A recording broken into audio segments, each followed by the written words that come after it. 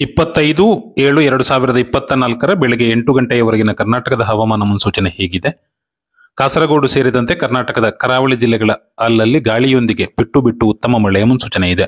ಕೊಡಗು, ಹಾಸನ, ಚಿಕ್ಕಮಗಳೂರು ಹಾಗೂ ಶಿವಮೊಗ್ಗ ಜಿಲ್ಲೆಗಳಲ್ಲಿ ಸಹ ಗಾಳಿಯೊಂದಿಗೆ ಅಲ್ಲಲ್ಲಿ ಉತ್ತಮ ಮಳೆಯ ಮುನ್ಸೂಚನೆ ಇದೆ.